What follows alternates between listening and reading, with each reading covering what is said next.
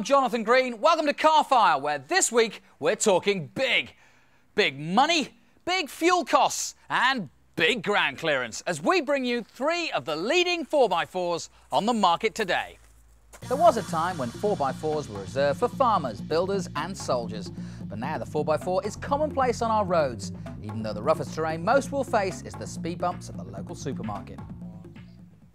The plusher and more expensive models have also joined Ferrari and Porsche as real status symbols, and it's 3 of the top-end cars that we have here today. In the Toyota corner, the Landcruiser Amazon 4.7-litre VX. Nearly 42 grand's worth of Japanese ground-stomping monster. From old Uncle Sam, we have the smooth lines of the Jeep Grand Cherokee 4.7 Overland. At 34 grand is the cheapest of our 3 vehicles, but that doesn't mean it won't pack a punch. That V8 has enough power to get you to 60 in just over 8 seconds. And from Land Rover, we have what many regard as the daddy of 4x4s, the Range Rover HSE. It's big, it's powerful, but boy is it expensive, topping the money scales at just under 54 grand. And later in the show, we'll have a special report on the latest 4x4 due to go on sale very soon, the Volvo XC90.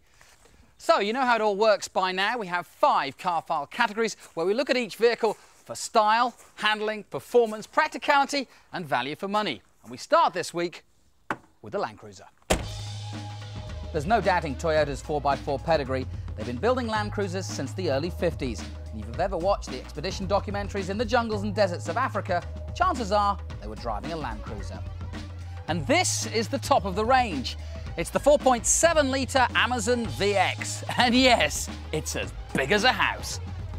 Other than builders' wagons, there's not much bigger on the roads. But although the shape of the Landcruiser is quite stylish, it's been around for quite a while and started to look a little dated. One obvious drawback with any vehicle this size, though, is negotiating town traffic. There's a likelihood you'll be driving over things rather than around them. Now, apart from the size of the Landcruiser, the other most notable thing is its build, and it really is superb and is as solid as it feels. And yes, I know Toyotas are good at the best of times, but for over 40 grand, you want to make sure it's not going to fall apart after a few years. And this, well, it won't. Any car costing over 40 grand should be well equipped, and the Amazon doesn't disappoint. You get leather electric seats, electric mirrors, sunroof and windows, climate control, traction control, alloy wheels, twin airbags and a CD multi-changer. In fact, other than sat-nav, there's nothing here that you could want for.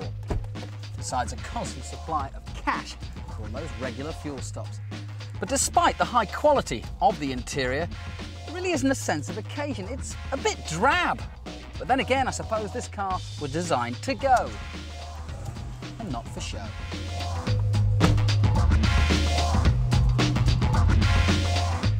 My first impressions of the Amazon is like the river that it's named after. It's huge, both from the outside and when you get inside. A really commanding driving position. You can go to war as the head of a tank division in this particular car. But having said that it's big, the more you drive it, the smaller it gets. It really is quite a comfortable drive, and on the motorways, at cruising speed, it would be the awesome vehicle to have. But I think in the town, negotiating parking or going to a multi-storey car park would be hard work. Picking up the kids might turn out to be a little bit more arduous than it should be. Sitting in traffic, constantly trying to push that V8 a little bit, well, might get not fun after a while. Having said that, once you've got the kids in the car and you're going for a weekend away, I reckon you could go for 3 weeks in one of these, take the whole family and still have room to pick up some hitchhikers. There's plenty of power and packed a little bit too much. It tends to roll a little bit more than most in the corners, but on country roads in Britain, you're going to get a lot of that, and it may get uncomfortable after a while, constantly going from side to side. If you are going to buy a car like this, I think you've got to think about what you're going to use it for. It's got great functionality, but what are you going to use it for? If you've got lots of people to carry around, or if you're going off-road, then great, this is a perfect machine. But if you're a single guy going to work, then maybe it's not so functional. It's a bit like the old Lotus Elise thing. Great to drive around, but do you want to do it every day?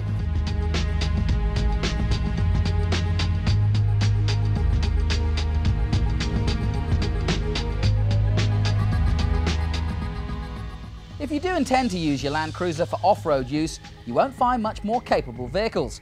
The sheer size and weight of it makes it ideal for towing, and it has superb ground clearance for the harshest of terrain.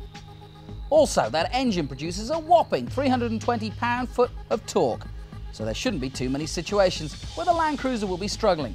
Combine that with Toyota's legendary reliability and you have the near-perfect vehicle for serious off-road missions. So at over 40 grand, the Landcruiser certainly won't be within everyone's reach, but you do get a lot of kit for your money. It's well equipped, has great road presence, and certainly has good heritage if you intend to use it off-road. Power-wise, you won't be left feeling shortchanged with over 230 brake at your disposal and plenty of torque for towing. Running costs, though, will be high with an average MPG of 17, but the good news is Toyotas do hold their value very well. The Toyota is a great car to drive so long as you don't have to negotiate too many narrow streets, but as a 4x4 it really is one of the best performing off-road.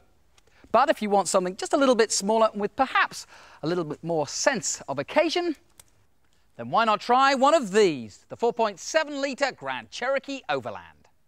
When it comes to building 4x4s, the name Jeep is one of the most famous in the world.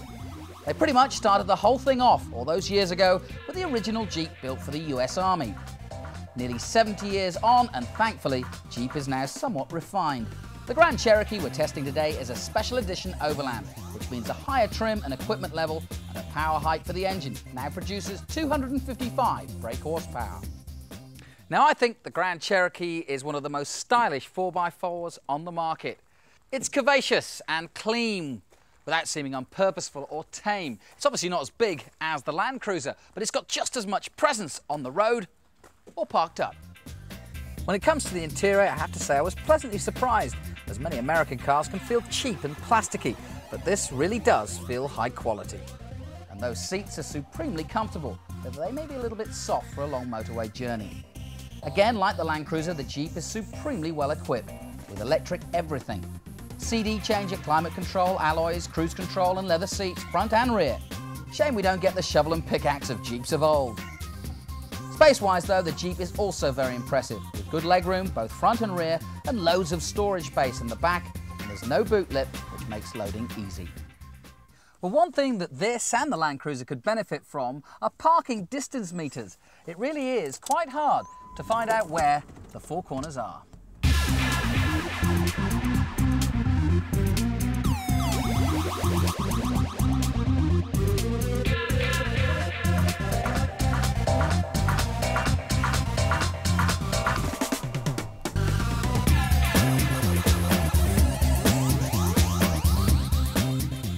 My first impressions of the Grand Cherokee is that it doesn't even feel like a 4x4 at all.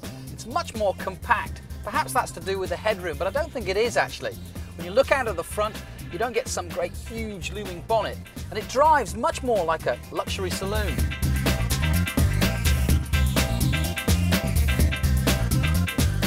Likewise, inside, it's refined, it's handsome, well thought out. I like the dash. It's very simple, but classy. It's nowhere near as big as the Toyota, but then again, it seems to have all the functions. It's certainly got all the gadgets that you need by a 4x4, and even though the headroom is a little bit lower, there's bags of space in the back.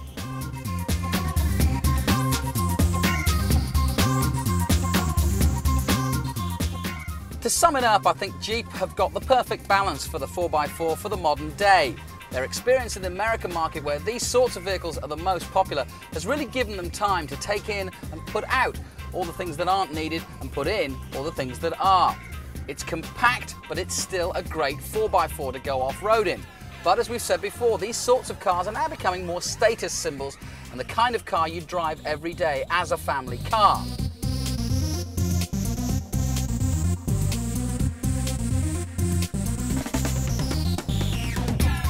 Although not quite as rugged as the Landcruiser, the Jeep is still extremely competent in the mud. It has full-time four-wheel drive, or quadra drive as Jeep call it, and the gearbox can be switched to low ratios for towing and negotiating harsh terrain. Although the ground clearance isn't as high as the Toyota, the obstacles the Cherokee can get over is quite staggering, and there's no doubt that it could handle terrain that many a 4x4 would turn their tyres up at.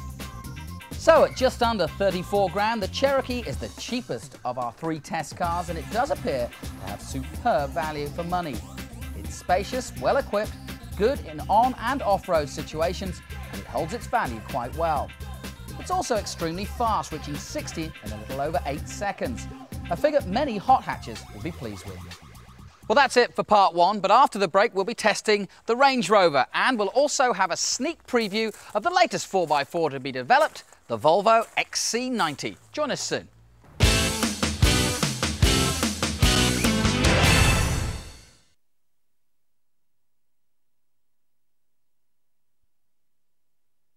Welcome back to Car File, where this week we're looking at 4x4s, big money 4x4s. But what if money wasn't an issue?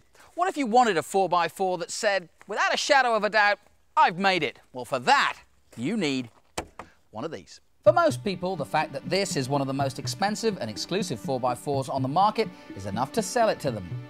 It's also one of the biggest standing, over 6 feet tall and being 16 feet long. You want road presence? Short of buying a tank, you won't get much better. The Range Rover also feels very solid, with the poor trim quality of the previous models a thing of the past, I'm glad to say. But when it comes to the interior, well, I'm in two minds. On the one hand, the interior is very solid and feels very expensive. In fact, it's more like a company boardroom than a car interior. But for me, I don't like the use of many different materials with the interior. In fact, we've counted 6 different colours here. Silver and black plastics, wood, aluminium, cream and leather. All very high quality, but I think it's too cluttered, especially on the move. There are other colour combinations available though, which I think would be a lot nicer. At the back, I'm glad to say that Range Rover, just like Toyota, have kept their split tailgate system. There's no lip, so there's easy access for big heavy loads, or if you've just got a little bit of shopping, well, you can throw it through the top.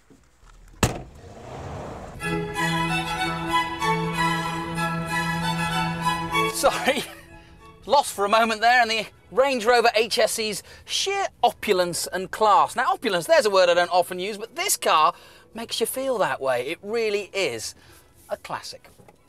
I think this afternoon I'll go and hunt some deer, maybe go down to the lower field and check the fences. You do really feel like the lord of the manor in this particular car. Country gent or even Premier League footballer, this car is absolute and utter status symbol. The interior is like a beautiful living room and it's just as comfortable. I can see why now people sit in fields and eat the sandwiches and these kind of things, because you are that comfortable. You could stay here all day. Perhaps Range Rover have overindulged a little bit in all the gadgets. There's everything in this thing. And sometimes you can take your mind off what you're actually doing, which is supposedly driving a car. The HSE is probably the biggest car of all, but you don't feel as though it's a big car when you're driving it. In fact, the more you drive it, the more confidence you have, and it gets smaller and smaller as you drive. On the highways, yeah, plenty of power and punch. You can really put your foot down with full confidence that you've got the braking capabilities to slow it down when you need. No doubt about it, the HSE is the daddy of 4x4s if you can afford the 53 grand price tag. But if you can, well then you're lord of the manor. Talking of which, I think I'm back off. Home, warm up the claret, Cuban cigar, maybe take the horse out round the paddock. I do hope they get the gravy right tonight. You can't get the help these days.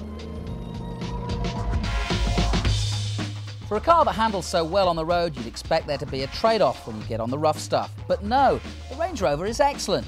Again, we have a switchable gearbox to keep it in low ratios for towing and steep inclines, but for going down steep hills, the Range Rover has hill descent control. You flick a switch, take your feet off the pedals, and let the car do the rest. But as we've said before, the majority of these cars, especially the top-end Range Rovers, are hardly ever going to see dry riverbeds and mountain paths, but it's nice to know you could do it if you wanted to. No doubt about it, the Range Rover is big, whatever way you look at it. In size, in cost, in fuel consumption, and in flash value. Certainly it's one of those cars where if you have to ask about insurance and fuel economy, you can't afford it. For such a big car, it's remarkably quick and pickup on the motorway for overtaking is excellent. Also on the motorway, the lack of road and wind noise is surprising. It's almost like having wheels fitted to your living room. Well, I have to say I've been very impressed with all 3 vehicles this week, but before we give you our Car File scores, let's take a look at the latest 4x4 that'll soon be on the UK market, the Volvo XC90. The Volvo XC90 began life back in 1998 when Volvo decided it needed a vehicle to compete with the SUV, or sports utility vehicle 4x4 market. Initially, this seemed to be a brave move for Volvo, as SUVs don't sell well in their home country of Sweden, where weather conditions demand heavier-duty four-wheel drive vehicles. However, as they are planning to sell 3/4 of the XC90s in the USA, where half the vehicles sold are sports utility vehicles, the Swedish market doesn't seem so relevant. Although the XC90 is a completely new vehicle, it does share its platform with the S60, V70 and S80 models, although with a wider track, longer wheelbase and steel subframes rather than alloy. The four-wheel drive system is also a new design, which has already been successfully fitted to some of the S60 models. Appreciating that owners of these type of vehicles rarely go off-road, the car has 95% front drive under normal driving conditions. Only when the wheels start to lose grip does the drive switch towards rear wheels. Style-wise, Volvo have obviously worked hard to retain their identity with the XC90. When questioned, US buyers said they didn't want a vehicle that was too aggressive and macho. And whilst the XC90 isn't too in your face, it doesn't mean it's not purposeful. Though sitting high up on its 18-inch alloy wheels, it has a remarkably low centre of gravity, with the engine and gearbox mounted as low as possible. Size-wise, the car is similar to the BMW and the Mercedes M-Class, though it is slightly longer due to the fact that it has 7 seats fitted as standard. When it is launched in this country, the XC90 will have a choice of 2 engines, a 2.9 petrol unit producing 270 brake horsepower and a 2.4 turbo diesel producing 163 brake horsepower. Although the petrol unit will get you to 60 in under 9 seconds, you'll pay at the pumps with a fuel economy of 21.5 mpg. The diesel, though, will give you a much more frugal 35 to the gallon. The car's not short on gadgetry either, being fitted with ABS, electronic brake distribution, traction and skid control, and a new roll stability system, which monitors and controls body roll. A system which works whether the car is empty or fully loaded with passengers and luggage. When it goes on sale towards the end of the year, you can expect to pay under 30 grand for the XC90 diesel, which is similar to the Mercedes M-Class, but around 5 grand cheaper than the similar spec BMW. Volvo are aiming to sell 3,500 units in its first year, and keen pricing will certainly help this. But with BMW and Mercedes selling 12,000 units last year, it's certainly the market to be in. So the XC90 certainly looks an exciting prospect. The lines are clean without looking like it can't handle the rough stuff, and with the use of those tried and tested engines, suspension parts and floor pans, you can be sure the Volvo will be a good performer. Plus, at under 30 grand, it's got a price to tempt many away from their regular saloon cars. No doubt about it, the market for quality 4x4s is as fierce as ever. But if you haven't seen anything to tempt you into the world of muddy motoring, here's our top 3 alternative 4x4s. In third place, we have the Nissan X-Trail. Though more of a sport utility vehicle than an out-and-out off-roader, it does give you that 4x4 driving experience and is competent off the road, though be gentle with it. It's very well equipped and well built, and if you go for the 2.2 diesel engine, you can be assured of good fuel economy. In second place, we have the Audi All-Road. The perfect car for those who don't want the might of a full off-roader, but do need a vehicle that can handle the rough stuff. Based on the Audi A6, it's as solid as any Audi, and the 2.5 diesel is a real corker. As for its off-road ability though, its limited ground clearance means it's strictly for the small stuff. In first place, we have the BMW X5. It's superbly put together, it's reliable and it's good looking. Though bigger engines are thirsty, the 4.4 the same unit as the Range Rover, the 3-litre is a good balance of power and fuel economy, getting to 60 in under 10 seconds and returning 22 miles to the gallon. Although the X5 isn't the best of 4x4s off the road, on the road the ride is nearly perfect. Very stable and firm with hardly any body roll, and much more like an executive saloon than a big 4x4. Well, it's crunch time for our 3 road warriors, the Jeep, the Range Rover and the Landcruiser, all great vehicles in their own right. But how did they score in our car file test? Well, it's time to find out. First up, it's performance, and for this, the Jeep gets a high score of 4 points. Though it shares the same engine size as the Landcruiser, it's got a lot more power and it's the quickest of our 3 to 60 miles an hour. The Landcruiser scores 3 points here. As for a much bigger car, it's not slow, and the Range Rover, which gets to 60 in under 10 seconds, scores 3.5 points. On to style, and for this we've scored the Jeep 3 points. We like its curvaceous exterior, and the interior looks expensive and well thought out. The Landcruiser loses out here with just 2 points. Yes, it's well built and will outlive most things on the road, but it's looking dated and the interior doesn't inspire. 4 points though to the Range Rover. On the outside it's smart, aggressive, sleek, purposeful, whilst the interior is classy and different. On to handling, and the Jeep gets 3 points. While smooth and comfortable to drive, it's not as sure-footed as some of its rivals on the tarmac. The Landcruiser gets 3.5 points here. It has a similar ride to the Jeep on road, but great ground clearance and massive stance make it the ideal tool for off-roading. And the Range Rover, 4 points. It's a fab ride on the road and it copes equally well in the rough. Next up, practicality, and here the Jeep gets 3.5 points. It's smaller than the other two, but doesn't mean it loses out on load space and legroom, which are both superb. The Landcruiser gets 3.5 points. Whilst it's a superb vehicle in the middle of a desert, its huge size can be a real hindrance in town. But it is the only one here with 7 seats. The Range Rover scores 3 points. Although our car had parking sensors fitted, without them you'd have a real problem parking up in town. And the variable ride height makes getting into it a little bit easier. Finally, it's value for money. Here we've given the Jeep scores of 3.5. You do get a lot of kit for your money. It's stylish and it performs well, and residual values on the Cherokee are good. For the Landcruiser, we awarded 3 points. It has the best residual value of the 3 vehicles and is one of the best off-road vehicles you can buy. Last but not least, the Range Rover. It scores the lowest here with just 2.5 points. It has the lowest 3-year residuals of our 3 vehicles and costs the same as a small house to buy new. But what it does do is let you drive around in one of the most prestigious 4x4s money can buy. So for total scores, the Jeep gets 17.5, making the Jeep this week's winner.